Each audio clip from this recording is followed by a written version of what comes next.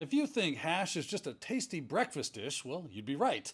But it's also an algorithmic function that we use to verify integrity. If you're not familiar with that, you should stick around because we're having that conversation starting right now. You're watching IT Pro TV.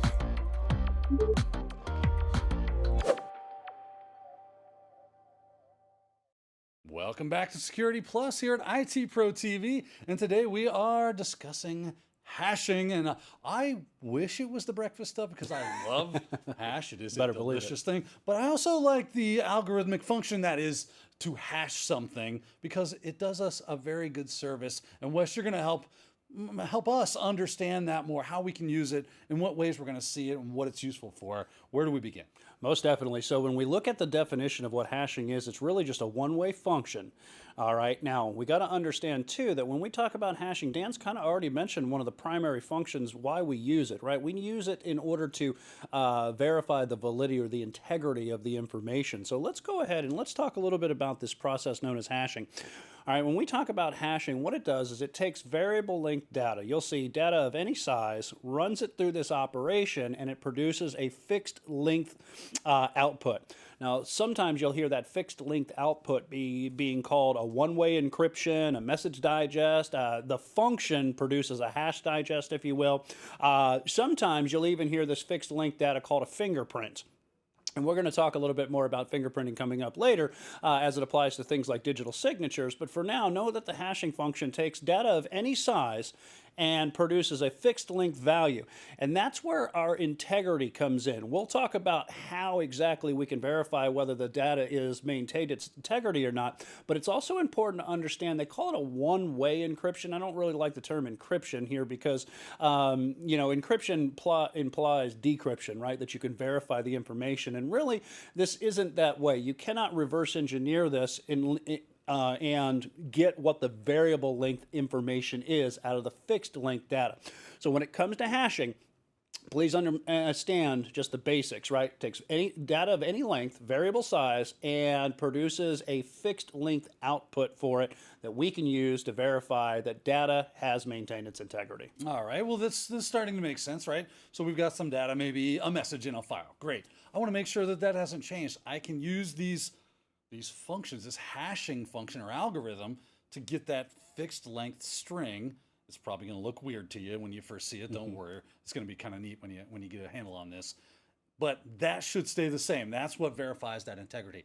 As long as that message hasn't changed, that is always going to, no matter who runs that function against that data, should always get the exact same thing. There's where we get the integrity. Why don't you walk us through the hashing process, though? Trying to give us the step-by-step on what we would do to actually get something. Absolutely, Dan. So we've got this person, and they want to, they're going to send a message, all right?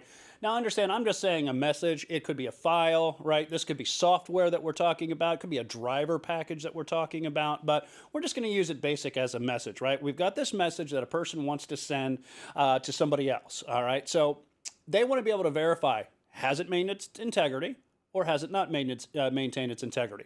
So how do they do that? All right, well, let's take this message. This is my message, right? And we run it through a hashing algorithm. And we'll talk about what those available hashing algorithms are coming up. And it produces this funny text, just like Dan was saying. It looks like a string of information that we really can't decipher the original text from it. And that's what we say when we say it's a one-way function. You should be able to take the entire Oxford Encyclopedia and run it through a hashing algorithm. And if we use the same function that we just used on this message, the output will be the same size, right? So you can't really differentiate and figure out what that original information is. Now, if I want to verify that on the other end, then what I need to do is I need to send this information to the recipient, tell the recipient, here's the fixed length value, here's the algorithm that I use to get that value, and that person can use that same algorithm, look at the message, run it across the message, and if they find that that value is the same on both ends, then the data has maintained its integrity. If they run that algorithm across that message and it doesn't match, then it hasn't maintained its integrity, and this goes for files, it goes for messages, even network communications.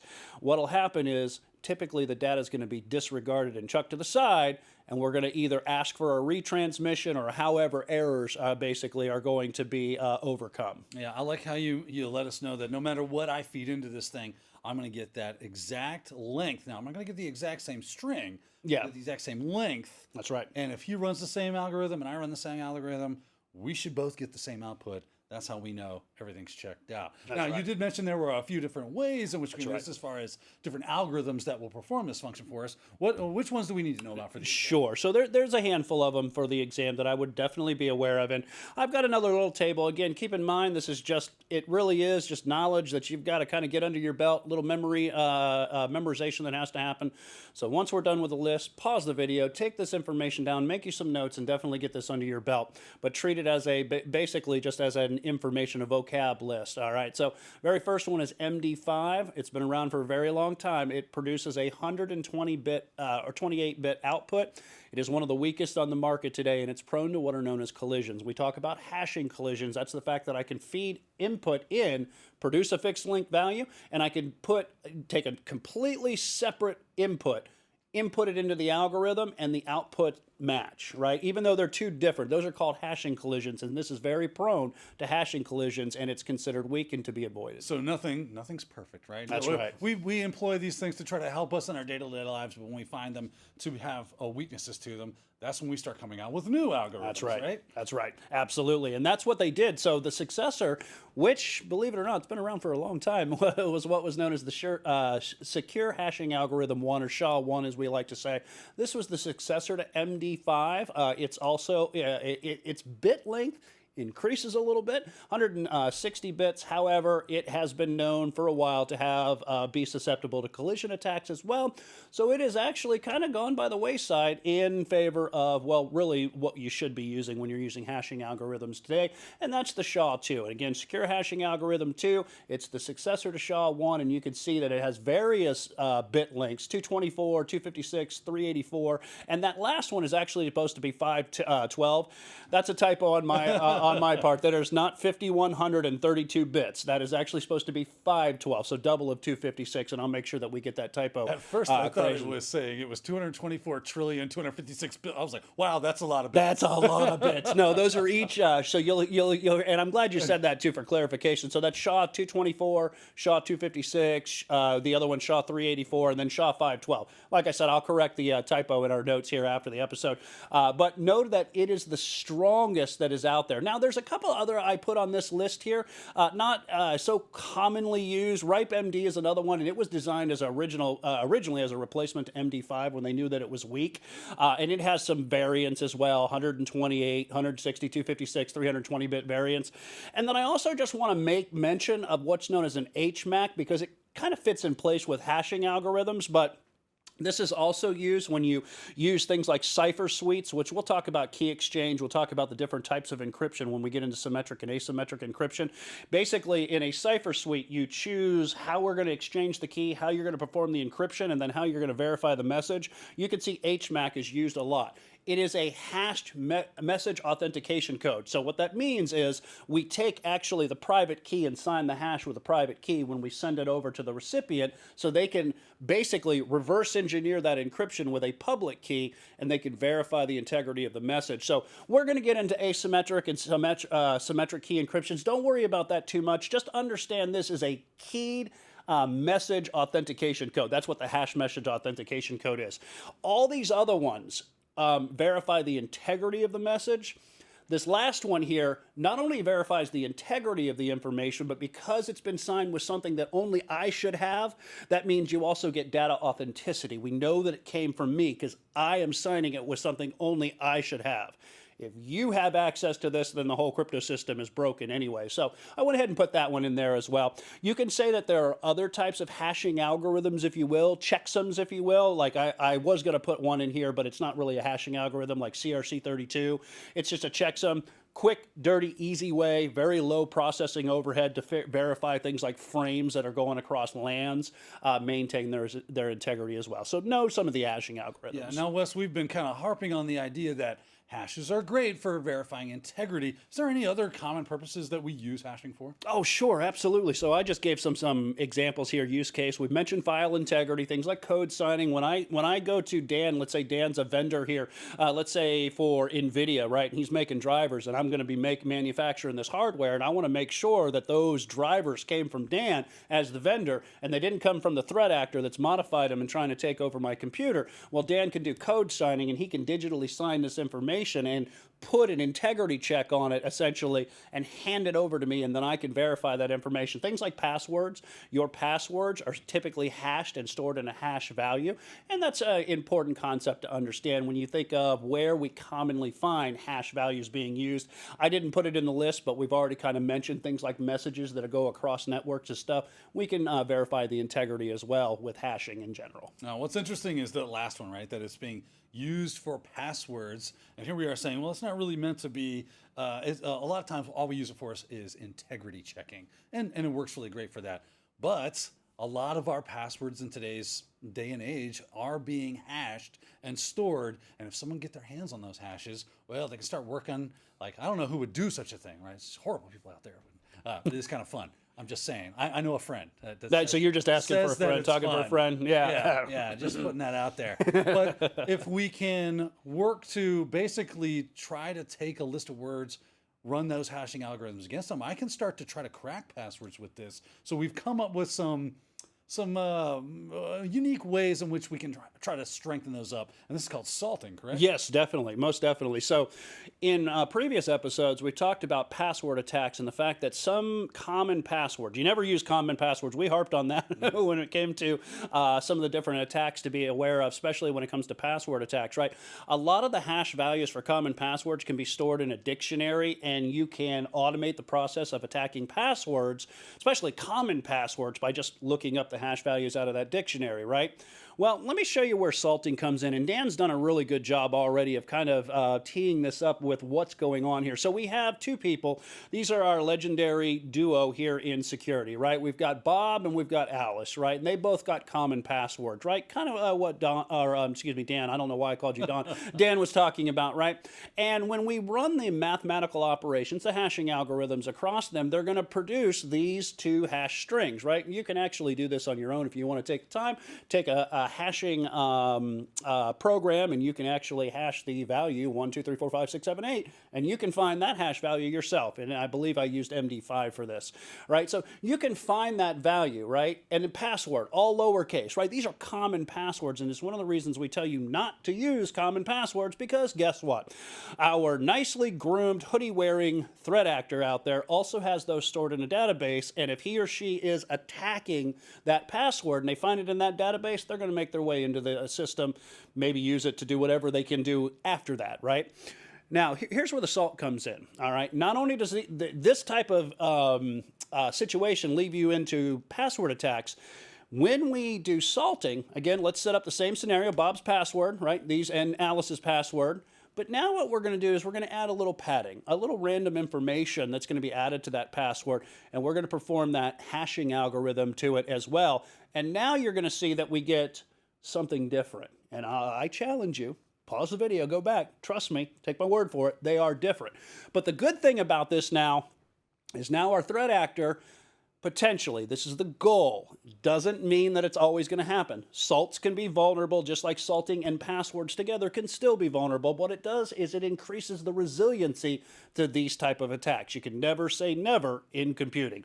So just think of salting, kind of like we'll talk about when we talk about things like wireless. So we talk about wireless attacks and initialization vectors, adding extra information to each piece of data so that you get unique values every time the output's encrypted. Well, guess what? Or the input's encrypted and you get the output. It's the same thing with salting. Salting takes and adds a little information to your password, hash the whole thing, and now hopefully we kind of take that that hash value out of that database where the attacker's looking to attack or crack that password. Yeah, don't be like Microsoft, who published their salt. That was a mistake. But it does happen. So if the salt becomes publicly available, well, then it's going to basically defeat the purpose of using the salt. So there you go. Be aware, it is crackable. It's just a little bit harder, as Wes said, kind of shores everything up. Now, we've been talking a lot about this. We've looked at some great slides on how this works, but ultimately at the end of the day, we want you to be able to get your hands dirty, play around with some hashing functionality. And good news is it's super simple. Wes, you got us a great demonstration of how to do some hashing functions. Most definitely. Let me go ahead and show you. So I'm in the terminal right now, and your Nix-based systems have SY0-sum. So just kind of walk us through a demo here. Notice that, and these are the commands. If you want to try this yourself, you can use the echo command, and you can pipe that right into SY0-sum, and then take a look at what the value is. So here, what we're going to do here is we're going to show you how the password actually looked, when we provide this command. So let me go ahead, and what we'll do is I'll just copy this over, and we're in a terminal here, and I'm going to go ahead and paste this, and what we'll see is when we run this, we get that hash value. Now, I just want you to pay attention to the first few values. I certainly don't expect you to memorize by any means this whole entire list.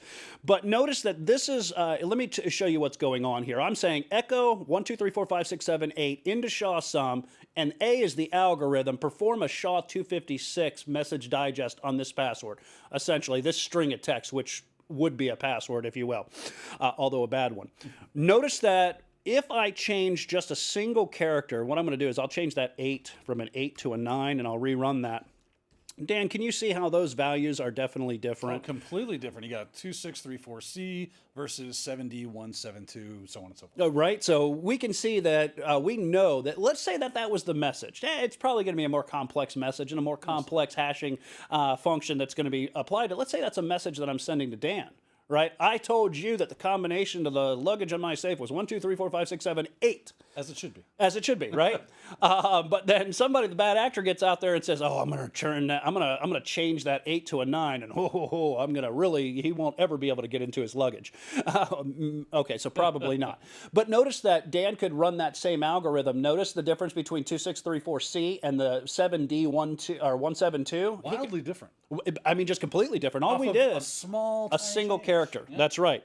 Now, I want to do one thing here. Let me go ahead and just change this. I know we're kind of running on time. Let me go ahead and I'm going to bump this up to 512 here so you can kind of see the difference in the outputs. All right.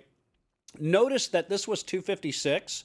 Notice the length of the fixed output. All right. Notice that there is a much larger fixed length output, but you notice that the inputs are the same? Even though I have a fixed length output that are widely different, because I'm using different algorithms, one is producing a much stronger output. And that's something to know for the exam, all right? That when we talk about stronger hashing functions, what they do is, because of the bit length being larger, they produce larger fixed lengths, which makes it harder to reverse engineer.